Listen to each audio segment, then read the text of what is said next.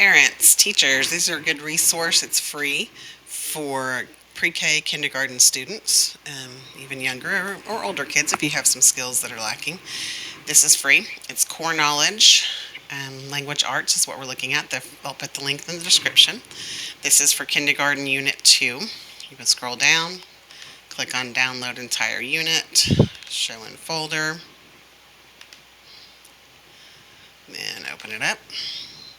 You would go to GK, which stands for grade kindergarten unit 2. The WB is the workbook, which is what we'll be talking about. TG is the teacher's guide. ARG is assessment and remediation guide. I always just use the workbook, but if you want to look at the others, feel free. It's a whole curriculum, and I just use the resources rather than the curriculum. I'm going to go over just to show you kind of what's in this. So first page we're going to look at is page 9. So page 9 is a skill that we talked about with Unit 1. We want students to be able to read from left to right and top to bottom.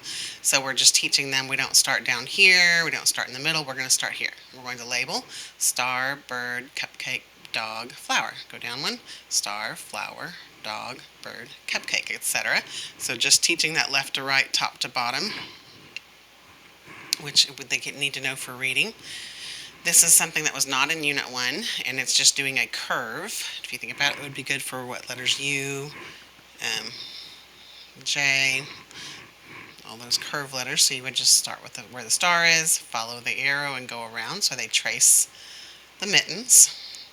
Then this is one that goes more over the top, which would lend itself more to like an F, H, M, N, and R would have more of this curve. It's going up, so they can practice doing that.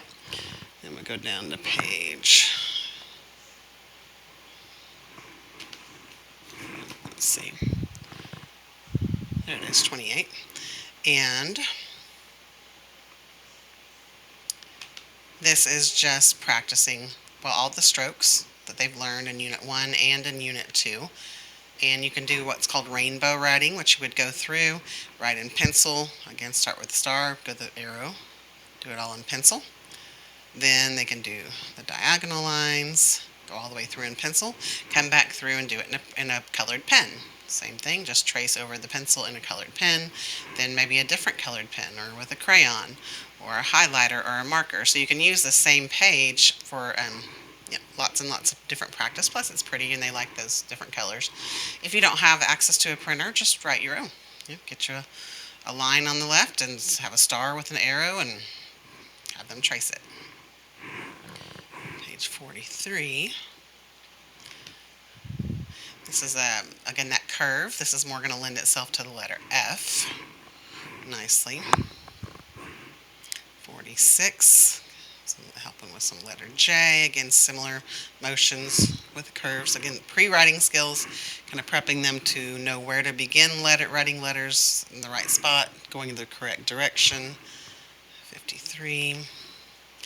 This is a hugely important skill, very important skill. Can be very tricky for kids. Some kids, probably 80% of the kids that we work with would get this just fine, but as much as 20% may struggle with skills.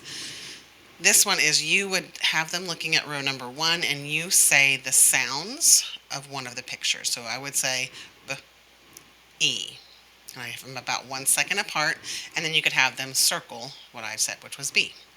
Maybe in line 2 I might say M, U, N. And they would need to circle the word moon. I would at this point only do 2 and 3 sounds in each letter. So even though moon has 4 letters, it only has 3 sounds. M, U, N. I wouldn't go more than 3 sounds at this point.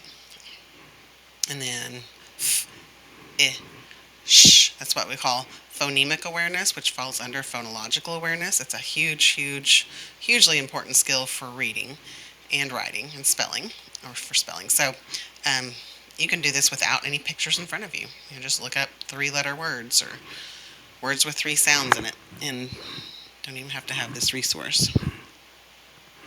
Okay, page 55.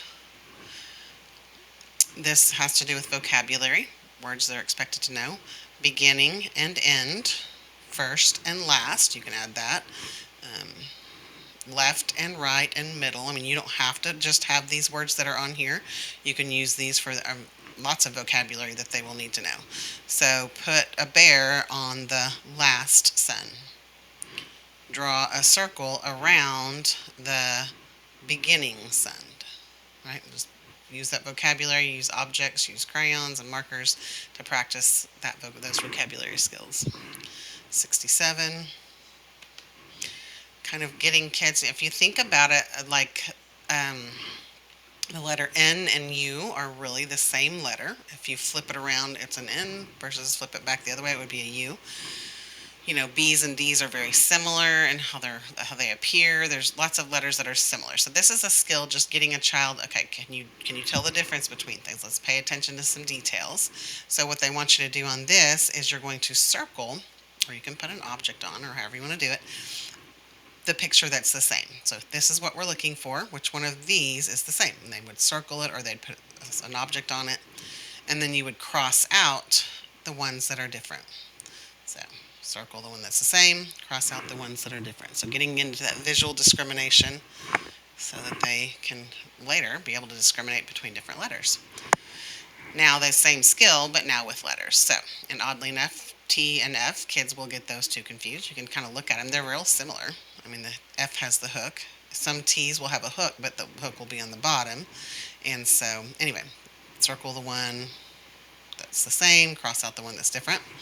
Or if you want to get more than one practice out of it, again, I would use objects the first couple, 3, 4 times, and then you can have them right. All right, so another free resource that hopefully can help you know how to help your child or your student with some pre-K kindergarten skills that would help teachers, educators, if they come in knowing these skills and being able to do these skills solidly.